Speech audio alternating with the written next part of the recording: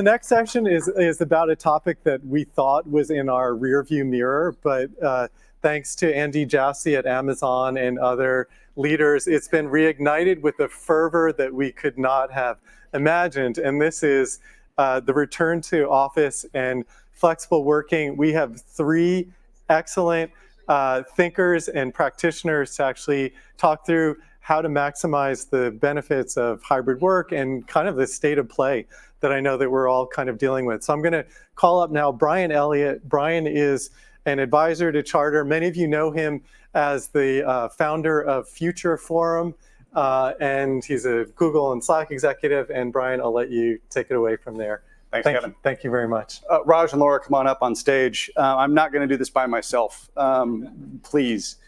When Kevin and Aaron and I were talking about this a few months ago about the summit, they said, you know, we should probably still talk about flexibility. I'm like, yeah, we probably should. It sort of feels like it's calming down, but Mr. Jassy has certainly brought it back in. So I'm thrilled to be joined today by two amazing leaders who are both practitioners and researcher leaders in this field. Laura Watt is someone with 27 years of experience in people, transformation, and human resources leadership, time at Accenture, SAB Miller, and now leads as the human resources EVP for North America at Diageo. You may not know the name of the firm, but you certainly know their brands, Guinness, Smirnoff, Bailey's, and some non-alcoholic beverages as well, I'm led to believe. But I'm not entirely certain of that. Yeah. Professor Raj Choudhury is the Lumley Family Professor at Harvard Business School. He had an article called Work from Anywhere in HBR that happened to come out in approximately April of 2020, if I remember right. Somewhere right around there. So it got a little bit of attention around his work and his research that he'd actually been doing now for a decade. Raj is, let's see if I get this right, Forbes Future of Work 50, a Charter Future of Work 30. So if you're looking for someone who is Future of Work, you Raj. He also has a forthcoming book, The World is Your Office, which is coming out in spring of 2025. I have had the pleasure of reading it. It is fantastic. Thanks. So welcome you both, and thank you for being here. Thank you. Quick question for the audience. How many of you saw Andy Jassy's memo? Great. Now the harder question, and I'll remind you that the cameras are on us, not on you.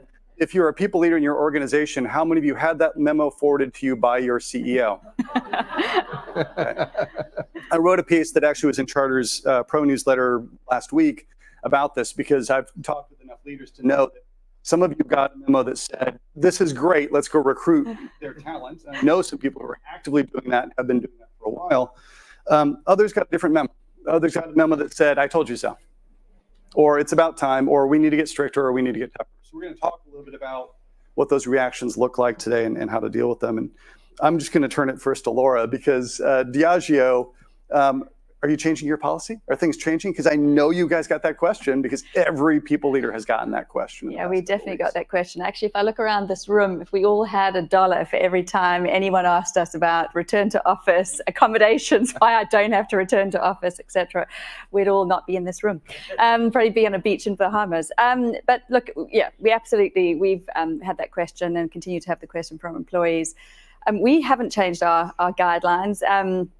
Back in the day when we were all kind of working out what return to office meant, I had the privilege of leading our global working group of what would be that kind of return to office policy. And actually at the time we said, we're actually not going to have a policy because as we all know, the second we have a policy, we need to manage it, we need to police it, we need to have consequences to it.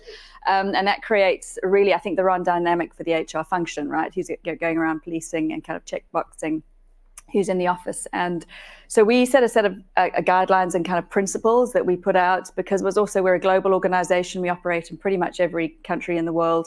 We knew that what would be right for one country would not be for the other. And some of those guidelines were very familiar to many of you. We said it needs to we need to ensure that we can attract talent. So how do we make sure whatever we do doesn't prohibit us from getting the right talent? It needs to be able to retain talent. So how are we looking at the engagement of our workforce? And maybe Andy Jassy's note, maybe impacting the engagement of the workforce today. I think I saw a stat on LinkedIn that 60-something% of all Amazon office workers have changed their status to open to opportunities actually in the last few weeks. So that's probably they're thinking about their retention. We also talked about a principle of trust. which was really important because we want to be able to trust our employees, and we want them to trust us in terms of how we operate and that we treat each other like adults in the conversation. But the one principle for us, given the product that we make, was really important to us was being authentic to our purpose. Alcohol, as many of you know, has probably been part of society forever in bringing people together and creating connection. It's part of celebrations, it's part of human celebrations, and it always has been for many, many years. And so for us, actually, our product is about connection. We have a purpose that is, our purpose is to celebrate life every day, everywhere.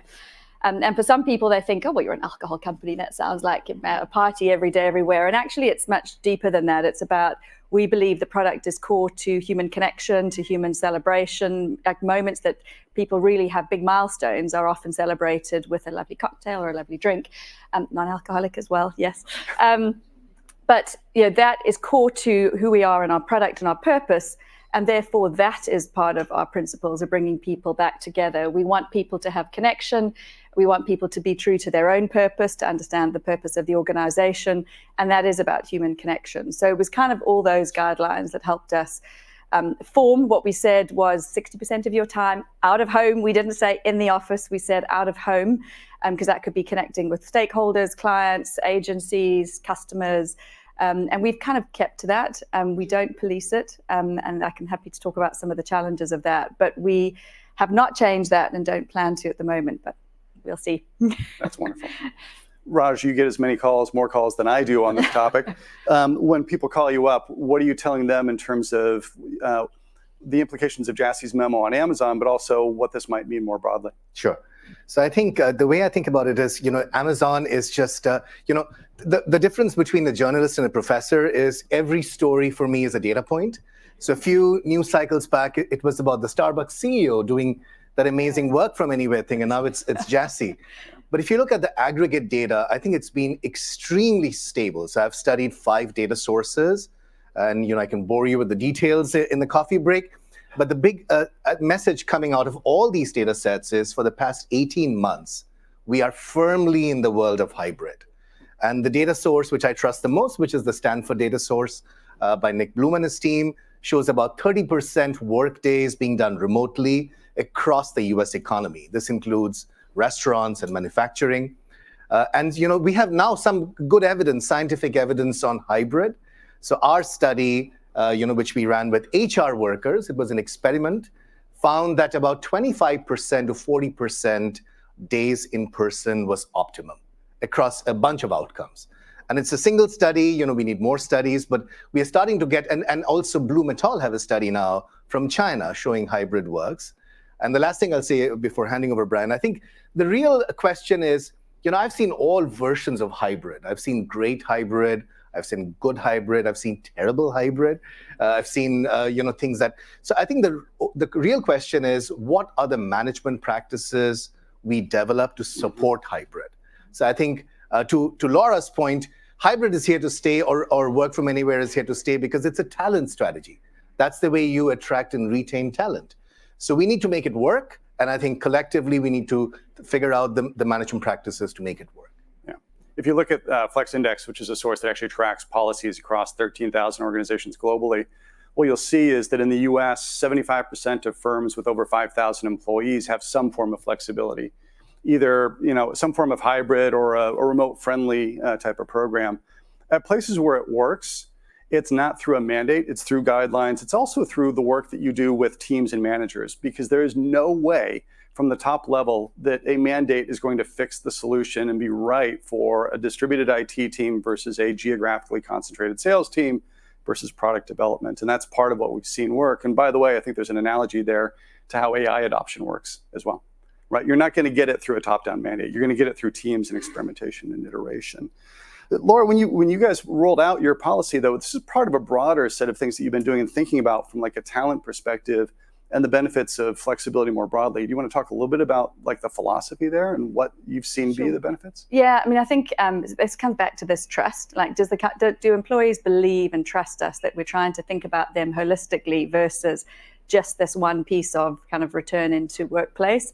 And so for us, this was about, we've always had a philosophy around giving people as much flexibility as possible, because we recognize people need flexibility at different life stages that they're going through for different needs at different times. And so at Diageo, one of the things we've already really focused on is broad flexibility and paid time off, and that could be for very different life stages. So one example would be we're one of the first companies to roll out globally 6 months full paid leave for men and women, regardless of how you became a parent. And that was kind of like, people were kind of blown away at the time. Like, even today, people still react when I kind of say men and women get 6 months. And it was kind of it was our belief that there was lots of reasons why we shouldn't do it. When we first started talking to the organization, there was a lot of pushback of all the reasons why it can't be done. And our CEO and our global exec just said, this is what we want to do. And unless there is a very good reason why you can't in your market or your country, there was a couple, but we worked through those, and that was within the first year. Everybody got that. So we have those sort of guidelines. For me, the benefits are just significant when you look at it in that way. When we've also got carers leave. We've got, with Generation X are now, they say, the sandwich generation, right? You're looking after kids and you're looking after parents. So actually you need, some people need it for time off for babies or having children. Some people need it, to look after parents. We've got paid time off for pregnancy loss, and that could be by choice or if it happens to you medically. We have paid time off, obviously for voting. We have paid time off for charity work. We have paid time off for domestic and family abuse. We have guidelines that say if you need to take up to 10 days because you need to go to court, or you need to go and get medical support, or move home to get away from an abuser. All of these situations require flexibility for a life stage. And so we kind of looked at it to say, what does that do for the individual? Family leave, it is life-changing. I talk to men on my team and that have come back, especially people that, their first child, they had maybe a week, and then their second child, they've had 6 months. And it is a life-changing experience, and the connection they have with their kids.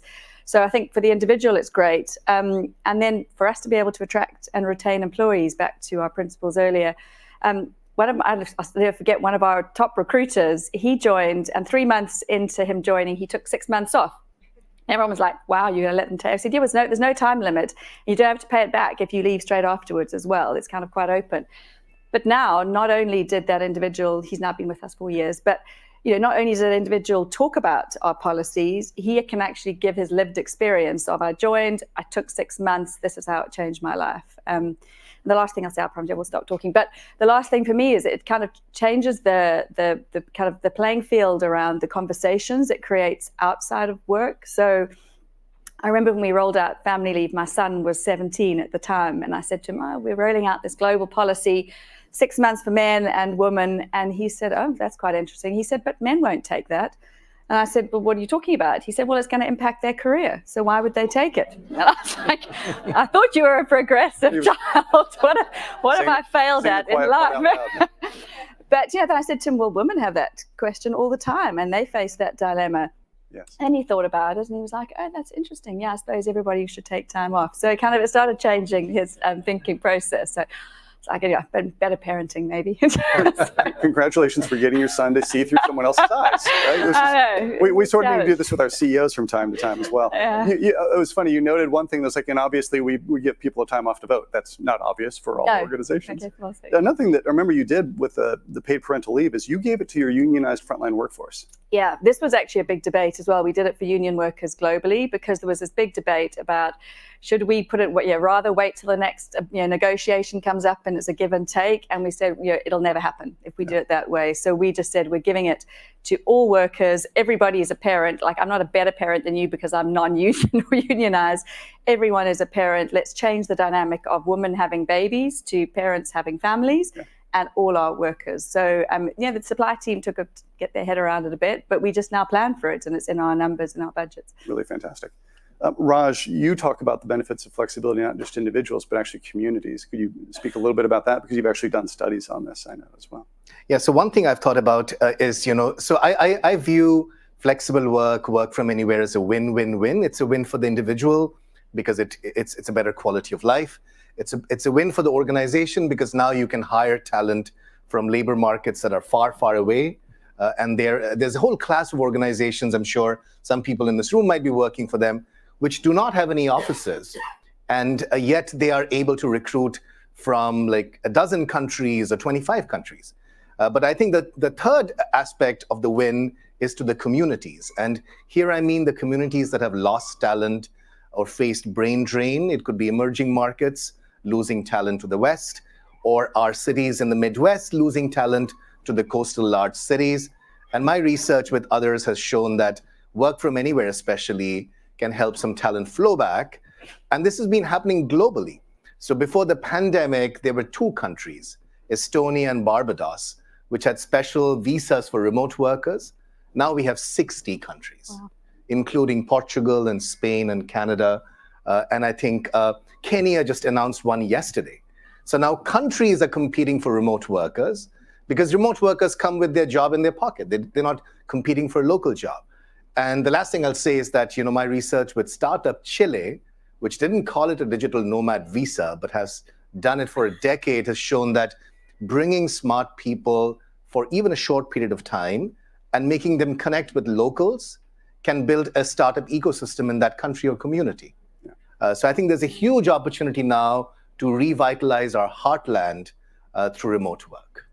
And one of the things I'd note, Brian and Raj's fall tour, we're in Tulsa, Oklahoma next week. Tulsa actually has a program called Tulsa Remote that started well before the pandemic. That's actually an economic development forum run by the Kaiser Family Foundation that doesn't just incent people to move to Tulsa in order to get a stipend. It actually builds community, and it's actually got demonstrable impact on economic development in the city of Tulsa. So there are benefits there.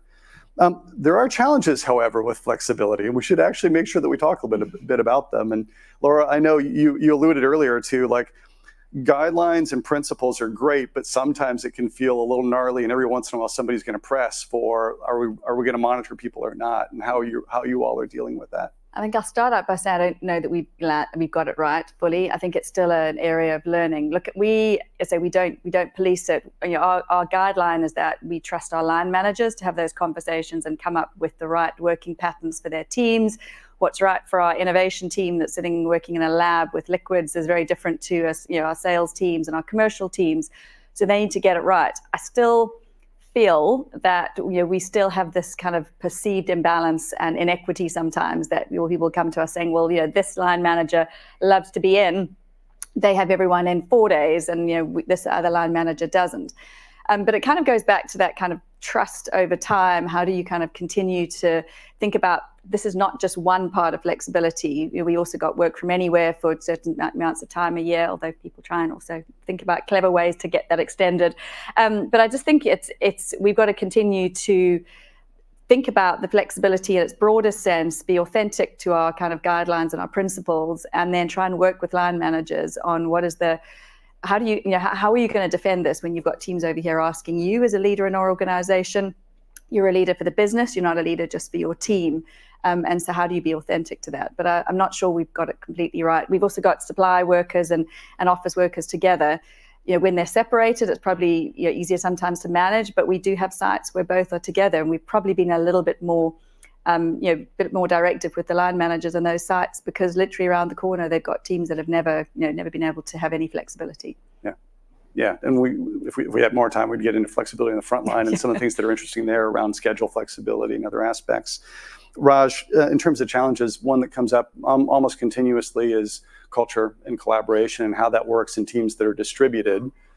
Even setting aside globally distributed teams, but like regionally distributed teams, and how you make that work. Because these are people that you're not going to bring together for 2 or 3 days a week in the office because they're just physically incapable of doing that. Sure.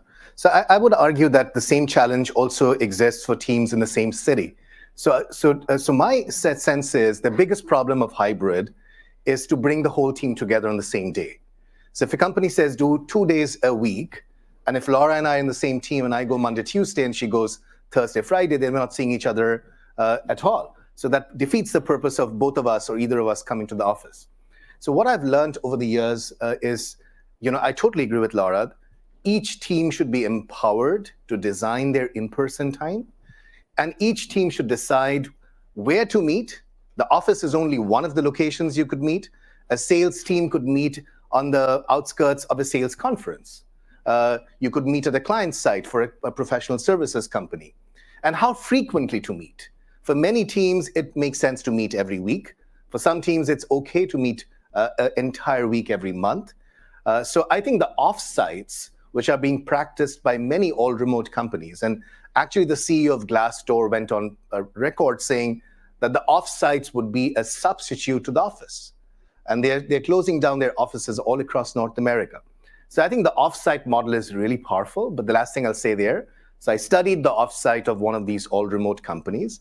And what we found is that when people are given a choice of who to interact with in an offsite, and I would argue the same thing probably happens in the office, they interact with people who are demographically similar to them. Mm-hmm.